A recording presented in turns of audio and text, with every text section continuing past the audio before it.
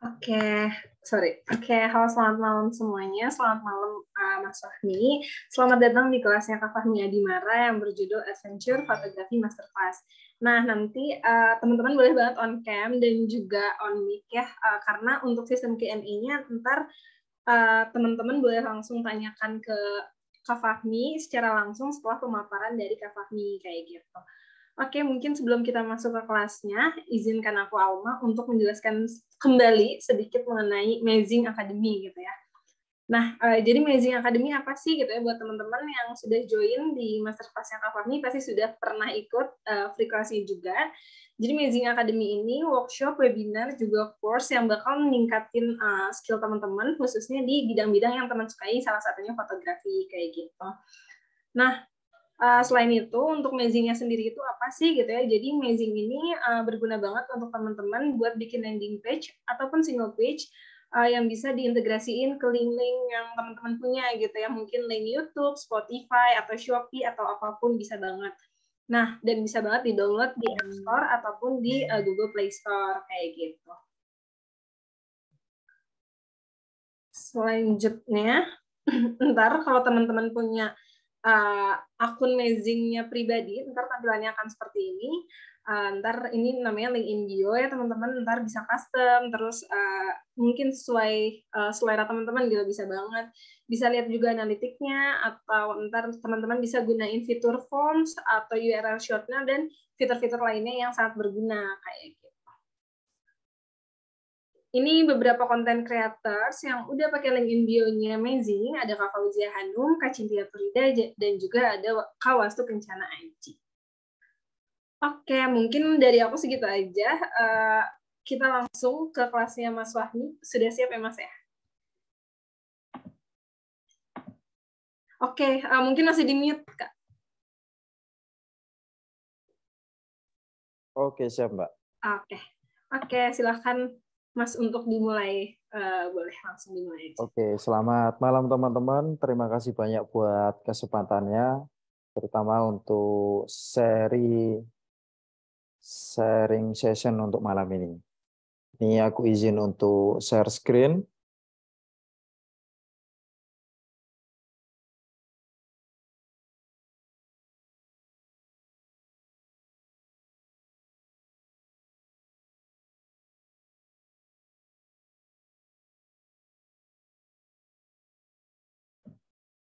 Bisa nggak Mas? Oke, bisa. Sudah bisa? Bisa ada. Oke, siap. Ini udah kelihatan semua ya teman-teman? Sudah. Oke, sebentar.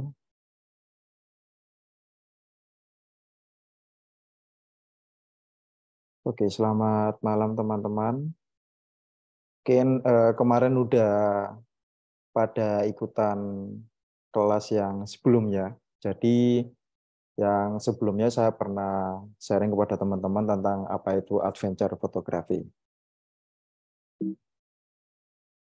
Nah, di sini saya memperkenalkan diri lagi. Jadi saya Fahmi Adimara. Kesibukan saya itu lebih banyak untuk membuat konten digital dan juga berkontribusi di beberapa programnya Google. Ini adalah portofolio saya terkait brand lokal dan juga brand internasional. Ini kita bikin konten-konten untuk para brand ini mulai dari tahun 2016 sampai sekarang. Nah, ini beberapa komersial video dari Januari 2020 yang sempat terrecord untuk saya tampilkan kepada teman-teman di sini. Itu ada yang paling sering adalah dari brand Garmin, ada brand Zhiyun, yaitu produk gimbal. Terus ada produk smartphone, yaitu Realme Indonesia. Ada juga pelataran Resort Group, ada juga DJI.era, dan yang lain-lain. Nah, ini portofolio global saya, yaitu pernah menjadi salah satu peserta beruntung yang mewakili Indonesia untuk menghadiri Local Guide Summit 2017 ke kantornya Google. bersama 5 orang dari seluruh Indonesia. Terus ini kontributor untuk foto 360. Terus ini adalah portofolio buku saya. Jadi saya nggak cuman bikin portofolio secara digital, tapi juga mengabadikan konten-konten yang sudah diambil secara digital, kita buatkan buku agar konten tersebut bisa dinikmati dengan cara yang lebih beragam.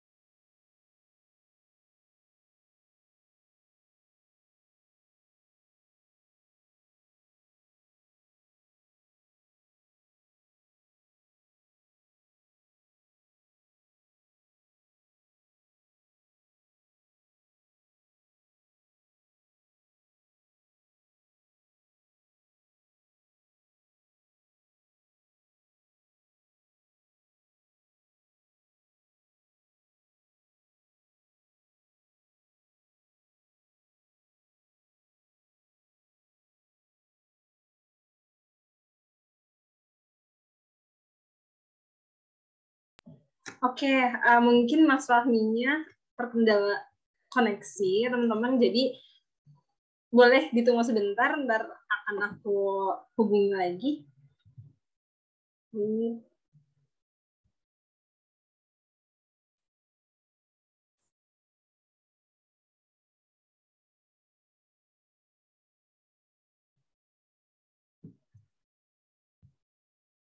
Oke, sudah ada lagi.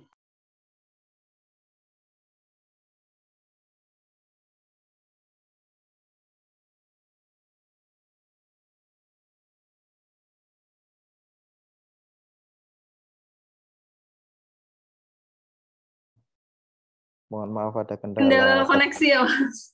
Iya. Oke, aman, Mas. Boleh dilanjut lagi. Ya,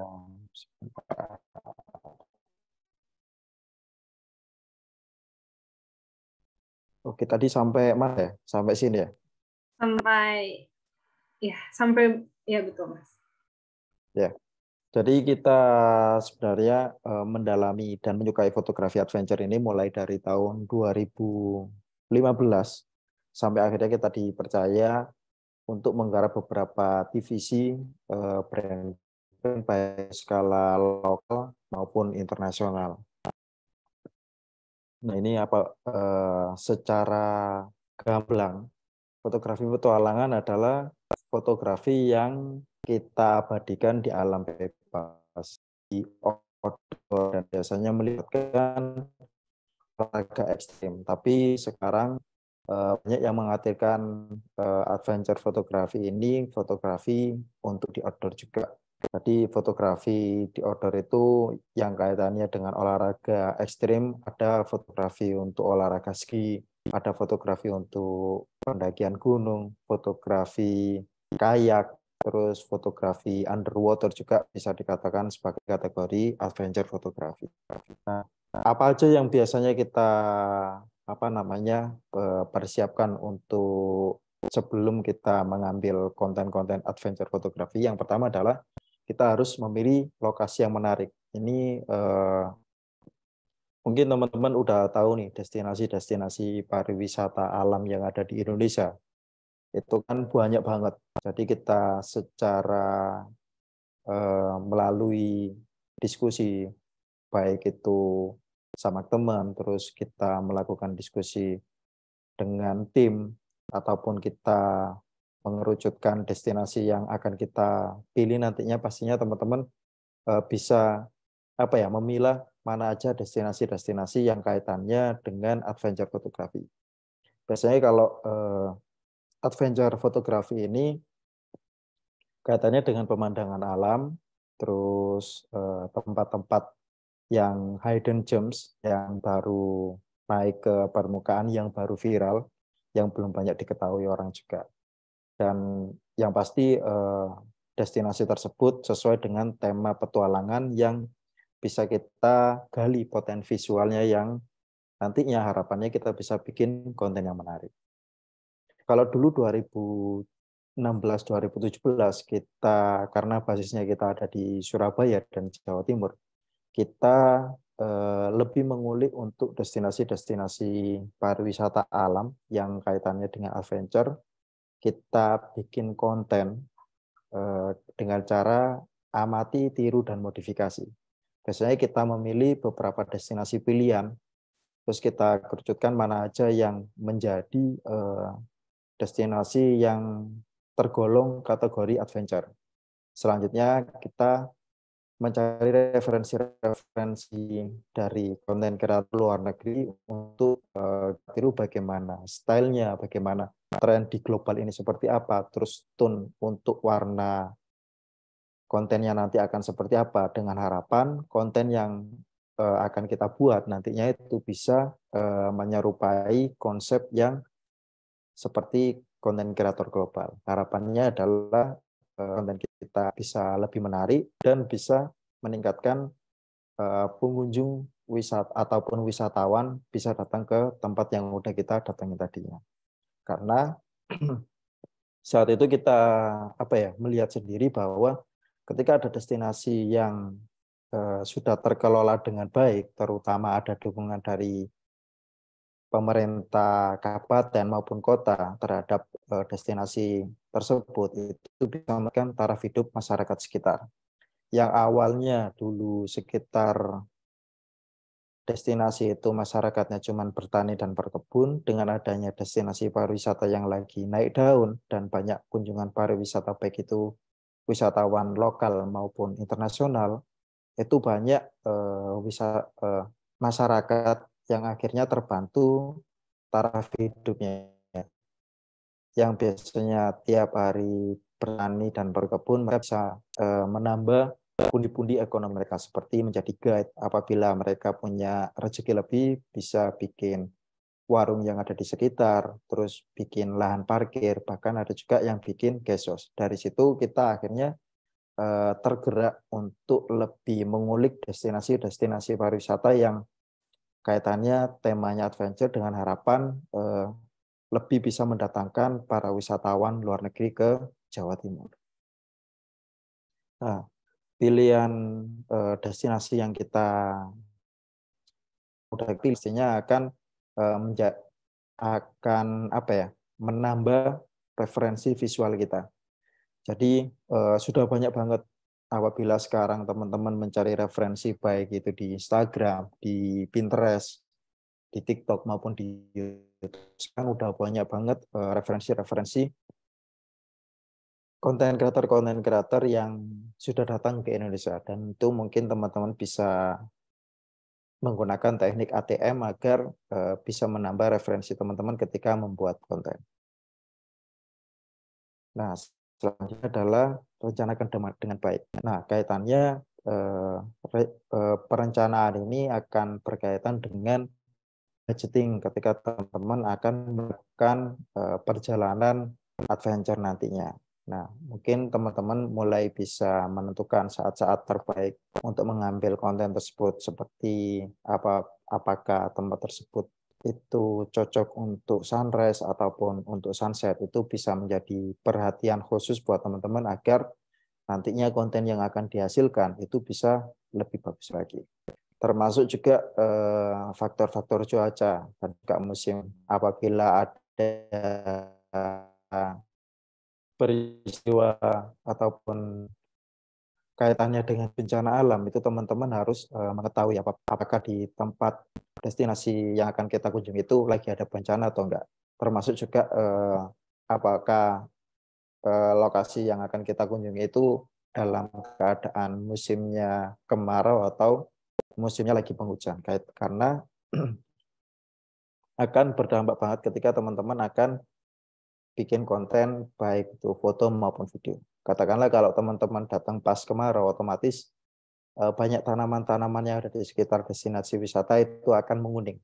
Sedangkan kalau untuk saat faktor cuaca hujan, itu teman-teman akan terkendala ketika akan bikin konten, intensitas curah hujannya akan tinggi juga.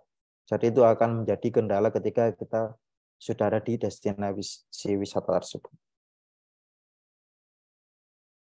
Nah, mungkin ini jadi referensi. Jadi setiap tempat itu mempunyai waktu-waktu terbaiknya, baik itu di pegunungan maupun di lokasi pantai. Jadi teman-teman harus pintar-pintar untuk menemukan waktu yang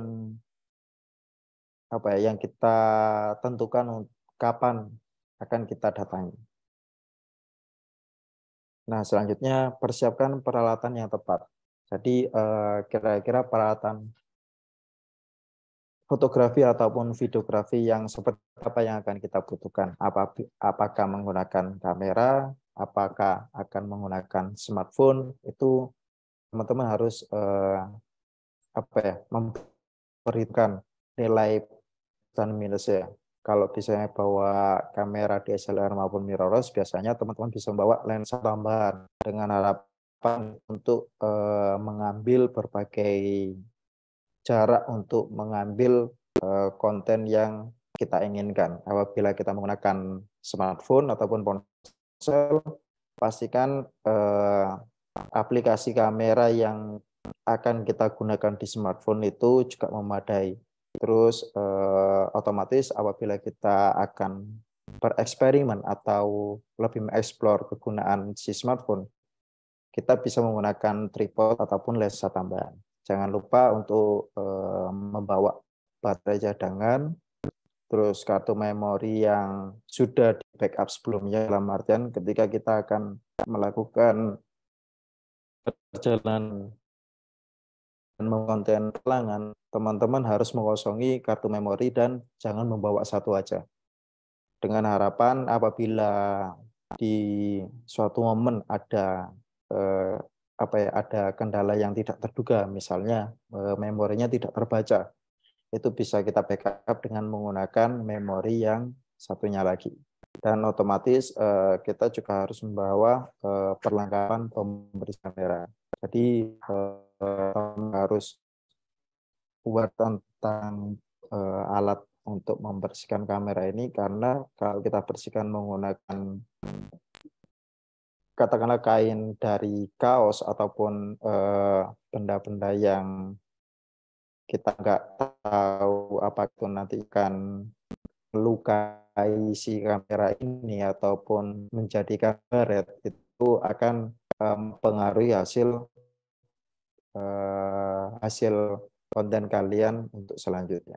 Nah, biasanya kalau untuk bikin konten di atas yang kaitannya dengan darat, itu kami membawa beberapa peralatan seperti ini. Ini yang paling niat apabila kita bikin konten foto dan video.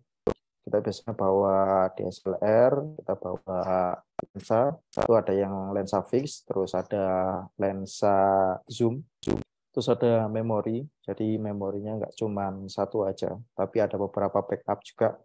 Terus kita bawa tripod, baik itu tripod biasa maupun GoPro. Kita bikin video, kita otomatis bawa mikrofon eksternal. Apabila kita bikin foto ataupun video aerial, kita menggunakan drone. Misalnya kita pakai DJI untuk pengambilan drone-nya. Dan yang lain-lainnya. Di sini juga ada ekstra baterai, baik itu ekstra baterai untuk DSLR maupun mirrorless. Itu ada ekstra baterai untuk drone juga. Kita berapa tambahan gimbal, terus kita juga bawa lighting tambahan, kita juga bawa pembersih lensa, terus kita juga bawa box alat dengan harapan apabila kita udah bikin konten, alat-alat ini akan terjaga selama perjalanan. Kalau misalnya teman-teman nggak punya box yang seperti di gambar ini, teman-teman bisa beli aja box yang plastik. Itu harapannya biar bisa menjaga keawetan dari alat-alat yang udah kita bawa selama perjalanan. Terus selanjutnya, ketika bikin konten, yang paling sering kita lakukan adalah memperhatikan komposisi dari pembuatan konten foto ataupun video tersebut. biasanya kita menggunakan rule of third. Jadi kita aktifkan fitur of third baik itu di DSLR maupun di smart TV. Nah, sehingga kan muncul garis-garis panduan baik itu simetri horizontal maupun vertikal. Nah, biasanya kita mainkan di situ. Dengan adanya fitur tersebut, harapannya kita meminimalisasi subjek ataupun objek yang akan kita foto itu nggak menceng. Jadi kita sangat terbantu ketika mentahan foto ataupun video ini udah bagus, kita akan enjoy ketika kita melakukan editing nantinya. Nah, kita juga harus explore dan bereksperimen dengan sudut pengambilan gambar yang biasanya kita dapat, yang sebelumnya kita mendapatkan referensi-referensi foto dari orang yang pernah datang ke tempat tersebut. Kita harus lebih berani untuk mencoba explore lebih dan juga mencari angle-angle yang nggak biasanya. Nah, ini ada beberapa foto yang kita bikin di yang paling kiri itu ada kita bikin foto di Pulau Merah. Jadi secara tone-nya ini kita bikin lebih adem.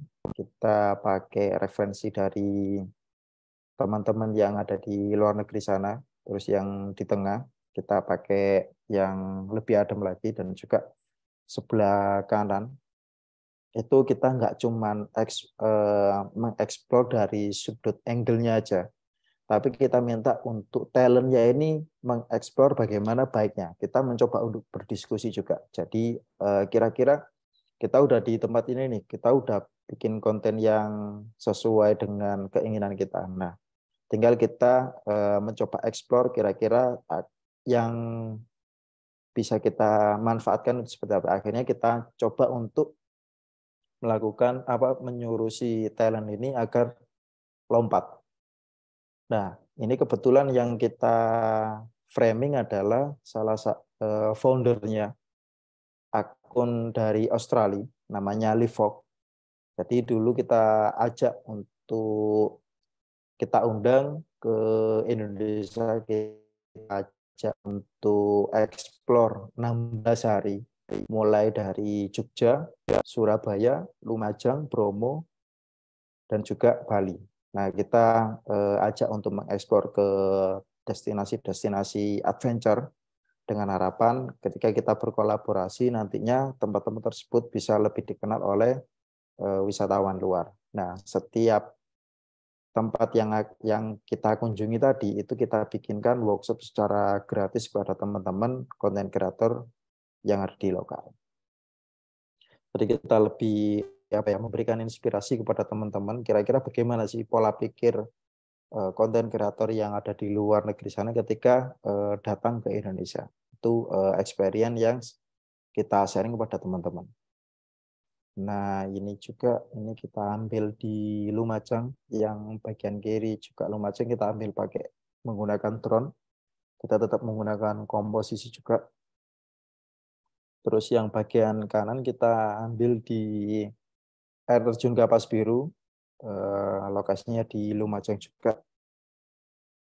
Nah, selanjutnya kita dalam pembuatan konten kita bisa memanfaatkan cahaya yang ada di sekitarnya dengan bijak, teman-teman. Dalam artian available light ataupun cahaya yang ada di sekitar ini adalah alat bantu kita ketika membuat konten, baik itu fotografi ataupun videografi.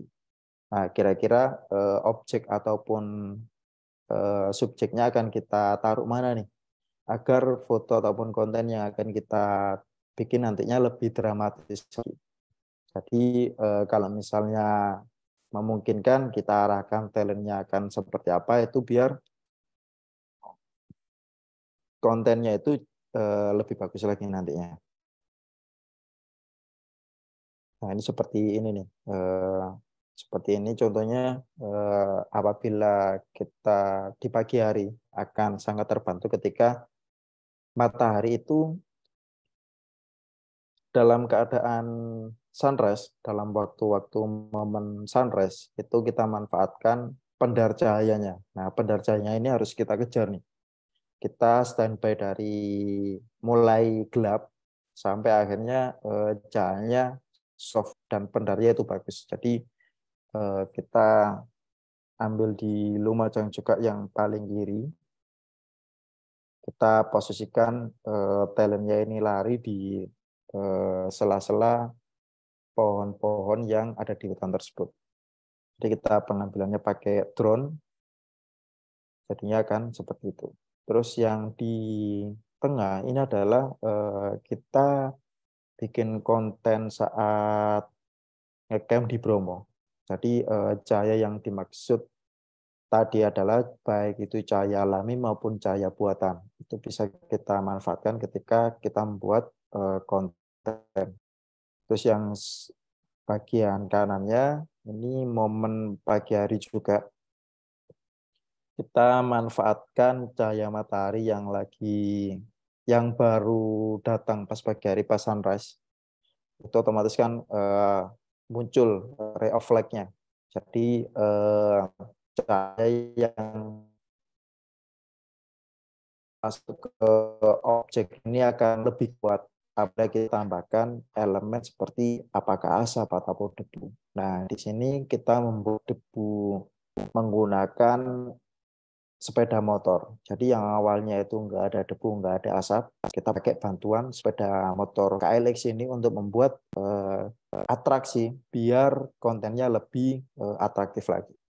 Jadi konten ini akan kelihatan lebih hidup apabila ada bantuan semburan dari pasir tadi, debunya bisa keangkat sama dari ray of light-nya matahari tersebut yang datang dari sebelah kiri. Jadi kita biar memadukan elemen-elemen yang ada di situ seperti apa, kita harus berpikir secara kreatif. Jadi banyak-banyakin referensi biar ketika kita nyampe di lokasi itu kita bisa berpikir lebih kritis lagi.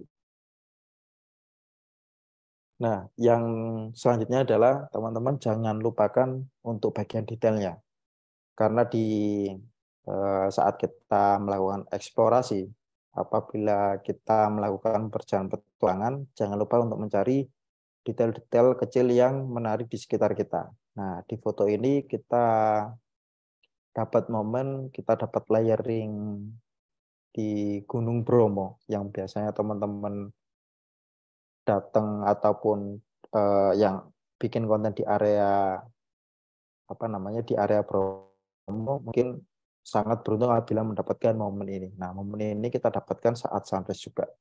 Nah, ini hitungannya konten yang nggak kita pikirkan sebelum kita datang ke tempat ini. Nah, kita melakukan improvisasi dengan cara mengamati di sekitar. Kira-kira konten yang bagus ini seperti apa. Nah, biasanya kita bisa memainkan foto close up ataupun dari zoom. Kita bisa menggunakan berbagai angle dari kamera kita itu agar konten yang kita bikin nantinya agar lebih menarik lagi. Ini contoh foto yang kita dapatkan ketika kita lebih aware terhadap detail-detail yang ada di sekitar kita. Bisa kita pakai foto dari DSLR ataupun smartphone kita bisa ambil pakai drone juga. Nah, selanjutnya yang paling seru apabila kita melakukan adventure fotografi yaitu kita bisa menangkap gerakan saat talent tersebut melakukan aksi. Jadi kaitannya seperti yang saya bilang tadi, adventure fotografi biasanya melibatkan kegiatan aktif seperti hiking, surfing, dan olahraga ekstrim yang lainnya. Nah, itu bisa kita kurang lebih gambarnya akan seperti ini. Tinggal kita aplikasikan di olahraga-olahraga ekstrim yang lainnya. Biasanya kita bisa menggunakan mode apapun ketika kita melakukan ekspresi foto yang seperti ini. Biasanya kita kalau foto seperti ini pakai shutter speed yang lumayan cepat. Jadi kita bisa nge-freeze aksi-aksi yang dramatis ini. Nah, nggak cuma dari aksi-aksi yang ekstrim tadi, tapi kita juga harus mengambil detail. Kira-kira detail petualangan yang seperti apa yang menggambarkan kita lagi melakukan petualangan. Nah, ini kita nggak cuma pas aksi aja, tapi kita juga memotret orangnya juga dan juga apa namanya yang ada di sekitarnya kita perlu juga. Nah, selanjutnya kita bisa menggunakan teknik fotografi yang bisa kita explore. Misalnya kita menggunakan low exposure.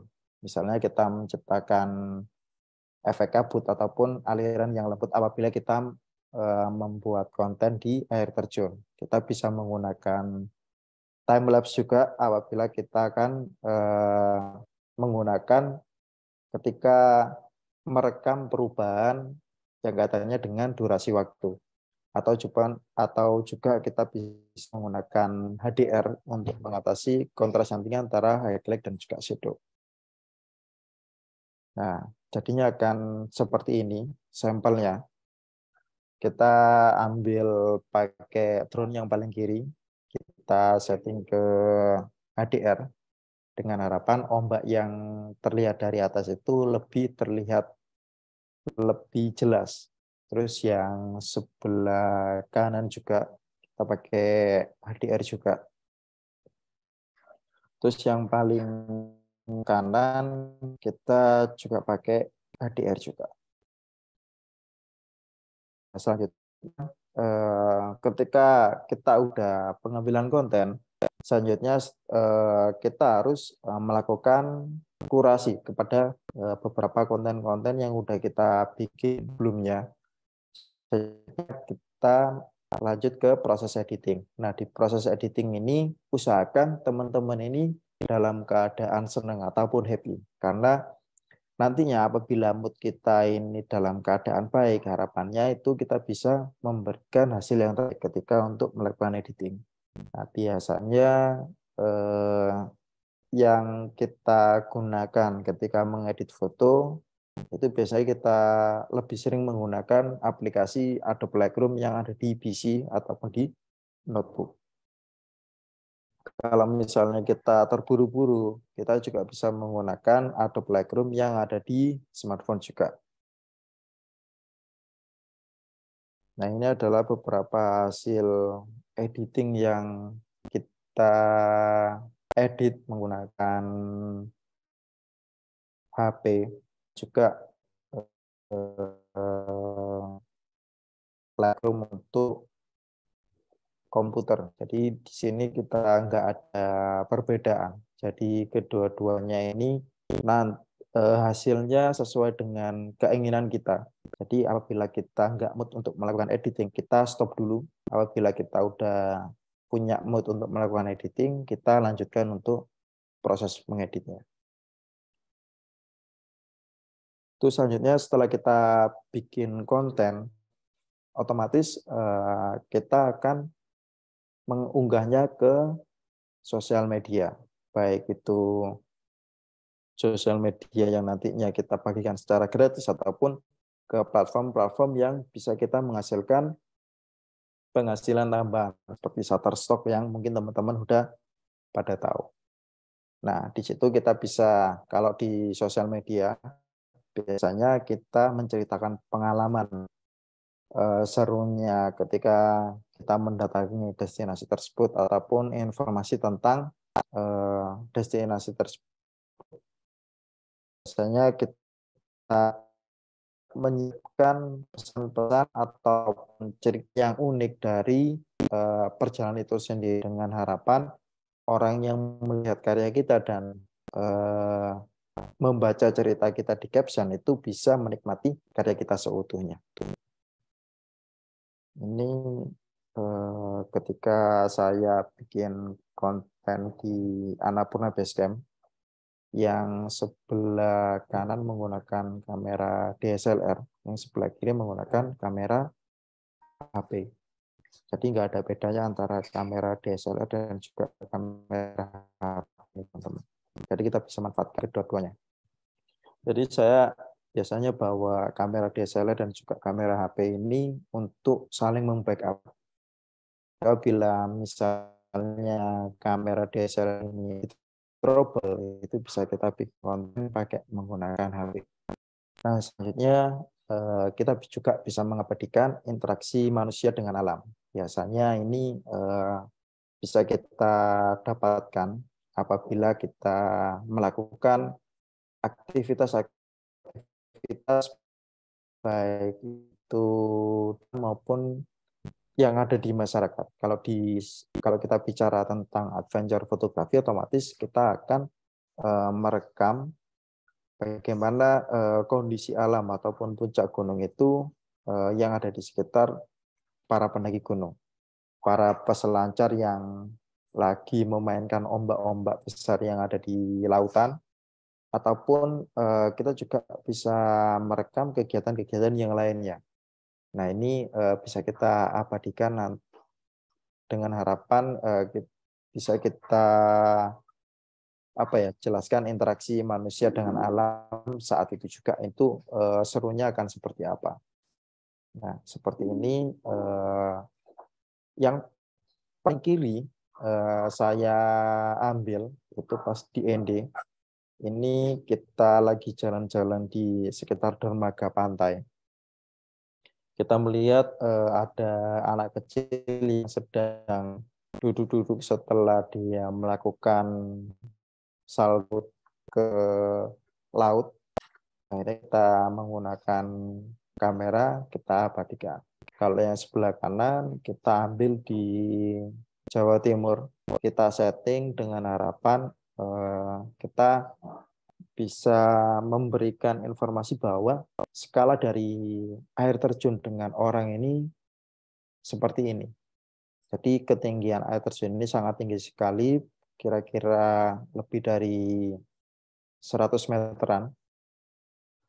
Kita kita tempatkan talent ini sesuai dengan keinginan kita. Kalau yang sebelah kanan itu kita setting sedemikian rupa dengan harapan kontennya itu lebih ada komposisinya. Sedangkan kalau yang sebelah kiri itu lebih spontan, dan beruntung juga karena tempatnya ini sangat simetris dan dapat momennya juga, sehingga kontennya lebih menarik. Terus selanjutnya dalam venture fotografi kita bisa menggunakan aerial fotografi, baik itu menggunakan drone maupun kita menggunakan pesawat terbang. Kalau kita menggunakan drone, otomatis kita harus bisa mengoperasikan drone. Kalau kita numpang ke pesawat terbang, kita bisa bekerja sama dengan pilot yang bisa mengendarai pesawat terbang, ataupun kita bisa berkolaborasi komunitas. Kita dalam ini kemarin 2018 kita bekerjasama dengan komunitas yang ada di Jogja. Jadi kita explore Yogyakarta dari ketinggian. Jadi kita menggunakan pesawat terbang trike seperti yang ada di sini. Kita ingin memberikan konten dengan perspektif yang lebih unik lagi. Jadi ini adalah beberapa hasil foto yang sempat kita abadikan ketika kita menggunakan pesawat trike untuk mengeksplor Yogyakarta dengan bekerja sama dengan komunitas Jogja Flying Club kemarin. Jadi kita eksplor di sekitar Gunung Merapi, terus kita eksplor di atasnya laut dan pantai Atlantis, Terus kita juga sempat mengajukan Candi Borobudur dari Ketinggi. Terus bila kita bikin konten petualangan, kita tetap harus konsisten dan juga usahakan bisa memberikan gaya khas kita sendiri. Dalam artian ketika kita konsisten dalam membuat suatu konten, otomatis orang akan mengenal karya kita meskipun karya tersebut dipajang di suatu tempat tanpa diberikan kredit atas nama kita. Apabila suatu hari ada orang yang bertanggung jawab mengambil kita, orang-orang yang sempat melihat konten kita dan tahu itu adalah konten kita, karena dengan gaya dan tone kita sendiri, itu orang akan aware siapa pemilik sebenarnya dari konten tersebut.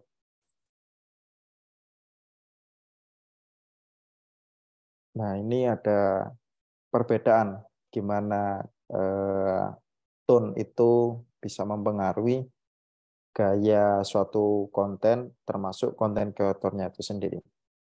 Kalau saya sendiri ini lebih sering ke warna-warna yang lebih hangat dan juga lebih yang berwarna kontras. Kalau yang sebelah kanan ini punya teman saya, namanya Andi Batiar dari Jawa Timur. Itu dia punya style tone yang seperti ini. Dia lebih ke arah warna yang lebih dingin, terus warna yang gelap, dan juga tone-nya agak kebiru-biruan. Jadi tone-nya ini sangat punya ciri khas antar aktor, bisa kita bisa kita bedakan antara satu dengan yang lainnya. Nah, mungkin buat teman-teman yang menggunakan mobile fotografi untuk adventure, ini jangan bersedih juga karena selama perjalanan dalam melakukan petualangan, saya juga mengambil beberapa konten, baik itu foto maupun video untuk backup maupun jadi konten utama saya. Biasanya maksimalkan fitur terbaik di smartphone saya untuk saya dan nantinya itu bisa saya upload di media sosial maupun saya jual juga. Biasanya yang paling sering ketika saya bikin konten menggunakan smartphone yaitu dengan bantuan rule of third, terus kita juga memainkan komposisi yang seimbang juga. Terus yang paling penting adalah saya harus melihat arah cahaya dan juga ketersediaan cahaya yang ada saat itu. Kita bisa memaksimalkan ISO dan juga shutter speed yang kita setting sedemikian rupa dengan harapan fotonya tersebut bisa kita bisa kita banggakan nantinya. Nah, ini adalah yang kemarin saat saya melakukan pendakian ke Gunung Rinjani dan pulangnya melalui jalur Torean. Saya mencoba untuk membuat menggunakan smartphone Realme Coca-Cola.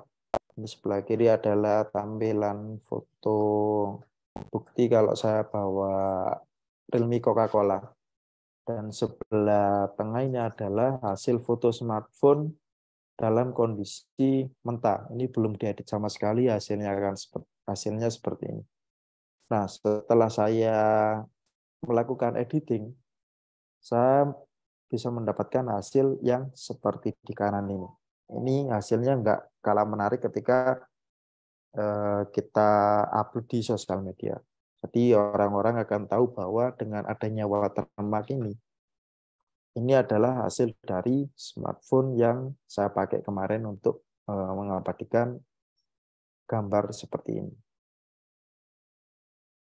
Biasanya yang paling sering kita bikin konten apabila kita memerlukan teknik editing, itu biasanya saya menggunakan Upload Lightroom dan juga VSCO. Jadi tinggal kita geser antara kanan ataupun kiri. Mungkin teman-teman udah pada tahu juga apa ya, kegunaan dua aplikasi ini yang sangat mudah kita pelajari. Jadi teman-teman bisa dengan apa ya, sesuka hati untuk mengedit kira-kira tone ataupun style kita ini akan dibawa seperti apa, yang nantinya bisa menggambarkan style kita dan bisa menjadi brand image kita. Nah, mungkin cukup sekian. Terima kasih banyak. Bila ada pertanyaan bisa kita diskusikan bersama-sama.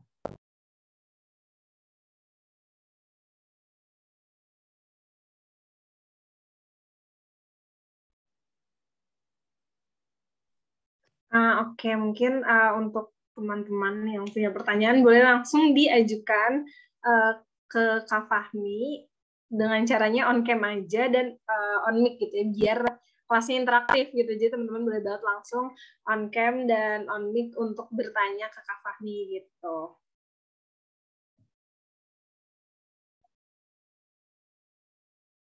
PDF-nya boleh minta, boleh. Oke, berarti ntar di-share ke grup ya kayak untuk PDF-nya. Siap, Mbak. Oke, siap.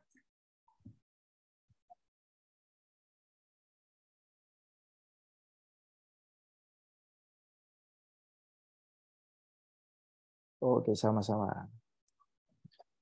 Oke, sebenarnya ini harusnya ada 3 peserta lagi nih, Kak. Cuman mungkin sinyal yang kurang bagus, jadi pada kelempar atau emang nggak sempet join, tapi udah aku record juga, jadi ntar yang nggak join bisa tetap lihat gitu ya.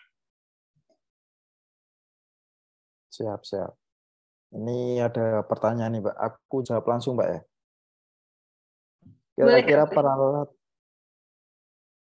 Kira-kira di antara banyak peralatan manakah yang harus dibawa dan dibutuhkan saat melakukan adventure fotografi? Ini tergantung dari apa ya, kebutuhan kita. Jadi kira-kira konten yang akan kita buat nantinya akan seperti apa. Nah, yang pasti ketika kita bikin konten, yang paling penting adalah kenyamanan untuk kreator itu sendiri. Jadi usahakan ketika kita bawa peralatan itu bisa apa ya, kita sendiri itu merasa nyaman. Jadi kita bisa mengoperasikan kamera tersebut secara maksimal. Kita bisa apa ya, menjaga keamanannya dalam artian apabila kita bawa kamera yang mahal-mahal ini, otomatis kita harus jaga juga apabila kita bikin konten menggunakan drone, otomatis kita harus tahu nih medannya akan seperti apa. Terus apakah kita udah mahir di area tersebut atau belum, itu bisa menjadi pertimbangan juga. Apabila kita melakukan pengambilan foto underwater, resikonya juga teman-teman akan tahu sendiri. Seperti misalnya nih kita bawa GoPro, apabila kita bawanya cuman bawa doang tanpa ada tali pengaman, nah itu bisa ada peluang kamera tersebut bisa jatuh ke tempat yang nggak kita bisa jangkau. Nah, banyak banget variabel-variabel ataupun faktor-faktor yang harus kita persiapkan juga, kita timbang juga ketika kita membawa suatu peralatan fotografi, terutama untuk pembuatan konten-konten adventure. Misalnya juga nih, apabila kita bawa kamera yang lensanya panjang-panjang untuk bikin konten di air terjun, otomatis kita harus tahu kira-kira kamera yang seperti apa nih yang bisa kita nyaman dan maksimal ketika menggunakan kamera tersebut. Misalnya kalau pengalaman saya dan juga teman-teman apabila bikin konten di air terjun, itu biasanya kita memperhatikan arah anginnya dan juga arah butiran-butiran air yang diakibatkan oleh air terjun itu. Jadi kita harus bawa lap pembersih juga, kita bawa tisu. Dalam sekali jepret, 2 jepret itu biasanya kalau kita agak kelamaan, lensa itu akan terpengaruh oleh angin dan juga butiran-butiran air, sehingga harus kita lap juga. Jadi apa ya, di alam itu kita harus memperhatikan di sekitar kita. Jadi kita bisa kira-kira bisa memprediksi lah, kira-kira alat-alat apa aja yang sekiranya bisa sangat membantu dan mengefisiensikan waktu kita ketika kita membuat suatu konten petualangan.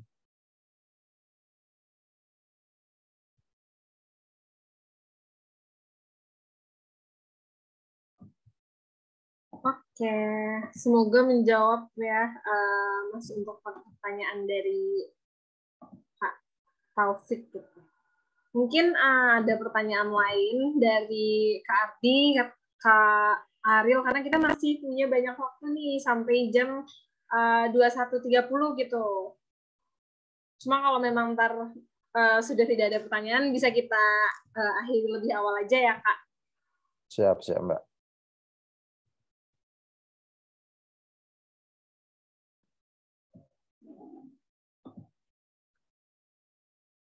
Oke, sambil kita tunggu mungkin kita sambil ngobrol sedikit kali ya, Mas. Boleh, Jadi, boleh, Mbak. setahu aku, Kak Fahmi itu Google Street View juga ya, Kak. Itu tuh maksudnya apa ya, Kak? Kayak Kak Fahmi ini yang kayak fotografernya yang suka ada di map seperti itu, Kak? Atau seperti gimana tuh, Kak?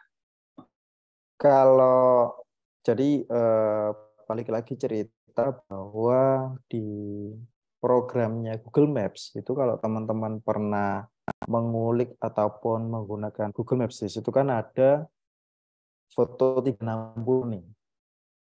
Foto 360 ini diproduksi oleh Google Street View Photographer dan juga Google Street View Trusted Photographer.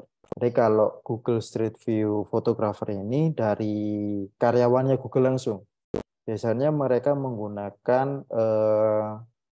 kamera bola yang ada di mobil ataupun sepeda, sepeda biasa ataupun sepeda apa ya, sepeda angin atau sepeda ontel. Itu biasanya karyawannya Google nih.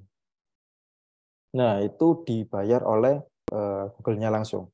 Kalau kita Google Street View Trusted Photographer, itu kita mendapatkan lisensi tersebut, kita udah berkontribusi dan memenuhi persyaratan untuk menjadi Google Street View Trusted Photographer dengan cara dulu itu dibuka pendaftarannya. Jadi pendaftarannya melalui websitenya Google Street View Trusted Photographer. Nah, kita juga bisa mendapatkan apa ya, fee, tapi nggak dari Google-nya, karena hitungannya kita adalah outsourcing. Jadi bukan karyawannya Google, tapi status kita adalah istilahnya apa ya, gampangannya adalah partner atau mitra dari Google Street View. Jadi kenapa dinamakan Google Street View Trusted Photographer adalah kita udah mendapatkan kepercayaan dari Google tersebut untuk membuat foto 360. Nah, foto 360 tersendiri itu kita bisa dengan mudah bikin dengan menggunakan kamera 360. Yang paling sering bisa kita lihat kamera 360 itu ada yang mereknya Ricoh Theta, terus ada GoPro, terus sekarang yang paling apa yang familiar ada Insta360, dan masih banyak kamera-kamera yang ada di luar sana yang bisa menghasilkan foto 360. Kita juga bisa menggunakan kamera mirrorless ataupun DSLR, tapi apa ya, dalam proses pembuatannya itu agak ribet karena kita harus menggunakan tripod, terus kita harus ngefoto semua angle. Jadi usahakan semua angle dari atas, bawah, kanan, kiri. Terus semuanya bisa tercover dalam satu lokasi, satu titik. Terus selanjutnya kita harus melakukan post editing, harus melakukan rendering lagi. Nah, di situ tanpa adanya bantuan kamera 360 itu sangat ribet sekali. Kalau saya sendiri, saya menggunakan kamera Ricoh Theta. Jadi sekali jepret itu bisa menghasilkan satu foto 360. Jadi setahu saya program Google Street View Trusted Photographer ini udah nggak dibuka lagi. Jadi teman-teman bisa mengetahui program Google Street View Trusted Photographer ini dari websitenya. Jadi kita bisa tahu siapa aja Google Street View Trusted Photographer yang ada di masing-masing negara, masing-masing kota dari negara tersebut dengan mencari database yang ada di website resminya Google Street View Trusted Photographer. Oke, siap. Thank you, Kak. Penjelasannya aku jadi ngerti. Singkatnya jadi kayak lisensi gitu lah ya, Kak ya? Iya, benar, Pak. Oh, oke. Oke, Kak. Mungkin ada pertanyaan lagi lanjutan dari Kak Taufik. Boleh dijawab dulu. Kalau misalnya nih mau fotonya dari api doang, apa aja peralatan yang harus dibawa untuk adventure fotografi? Biasanya kalau awal-awal saya dulu bawa HP untuk bikin konten adventure fotografi ini menggunakan tripod. Kalau misalnya tripod ini dirasa kurang, saya membawa GorillaPod. Ini dengan harapan GorillaPod ataupun tripod ini bisa kita manfaatkan untuk apa ya, menjaga keseimbangan apabila kita bikin konten pakai tangan itu tremor. Karena yang biasanya pakai kamera DSLR ataupun mirrorless dengan lens besar itu kan berat dan bisa apa yang namanya kalau kita ngefotonya pakai tangan, ketika bebannya dari kamera tersebut udah berat itu hasilnya akan lebih stabil. Tapi kalau langsung kita ganti dengan pakai HP yang beratnya lebih ringan, otomatis tangan ini kadang ada tremornya. Nah, biasanya saya pakai tripod terus mengabadikan kontennya pakai timer. Kalau biasanya kita pakai tripod terus kita pakai jepretan langsung menggunakan apa ya, telunjuk tangan, itu khawatirnya nantinya akan shaking. Nah, kenapa kita akalin pakai timer adalah untuk mereduksi shaking tersebut. Kita juga bisa menggunakan tripod dan GorillaPod itu bisa menggunakan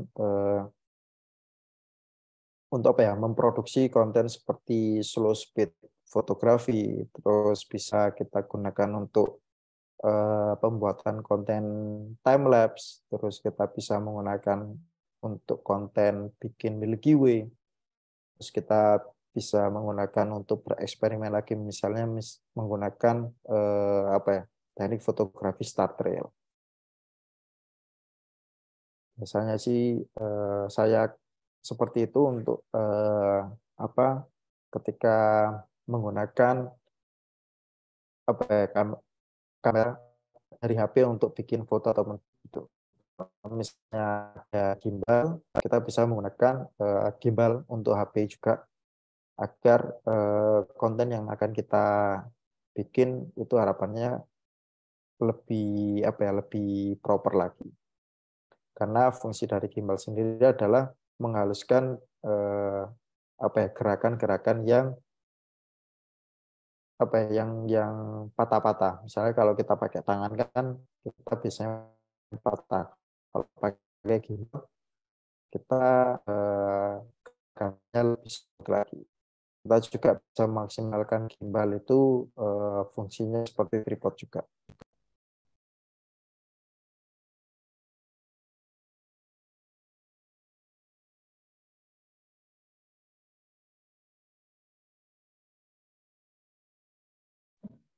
Oke, Mas Taufik, semoga pertanyaannya terjawab kayak gitu ya.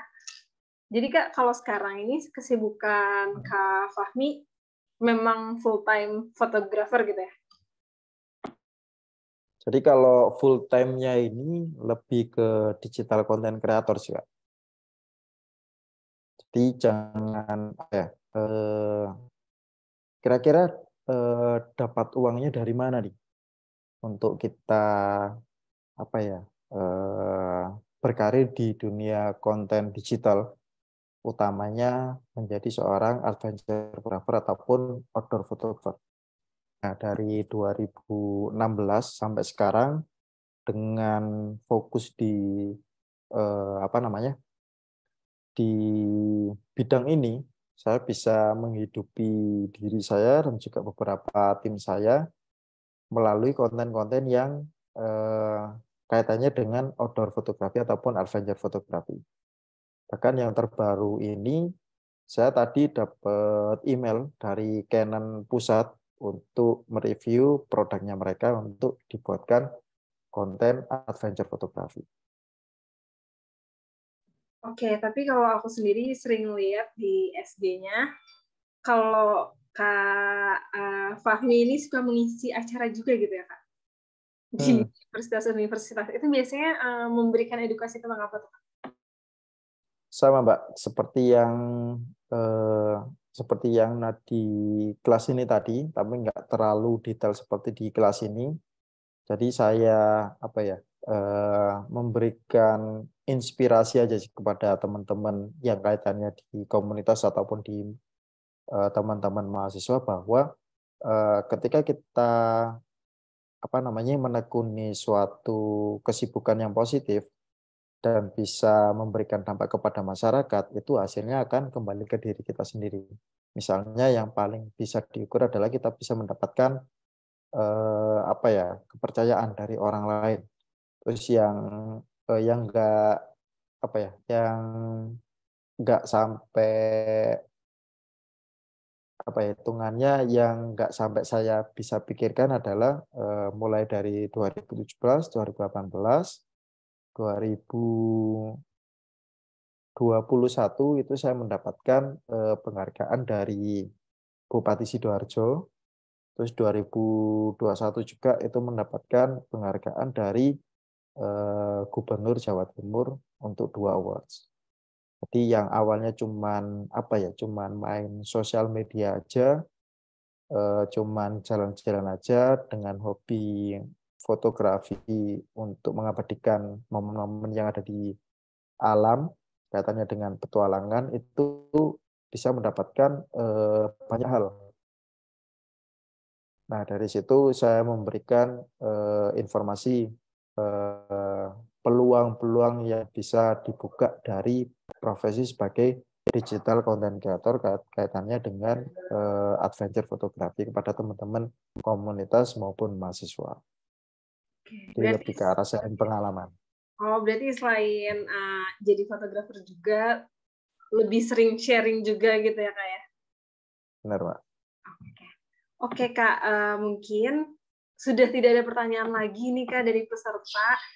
Mungkin ada pesan dan kesan untuk kelas hari ini gitu, Kak Fahmi, untuk peserta yang sudah join. Mungkin teman-teman yang sudah join di kelas ini manfaatkan sebaik mungkin sosial media yang ada sekarang. Yang lagi naik daun itu ada TikTok, mungkin banyakin footage untuk video, karena kedepannya ini sosial media akan mengarahnya ke video. Terus manfaatkan LinkedIn. Setiap project sekecil apapun project yang kalian lakukan itu sharing di LinkedIn juga.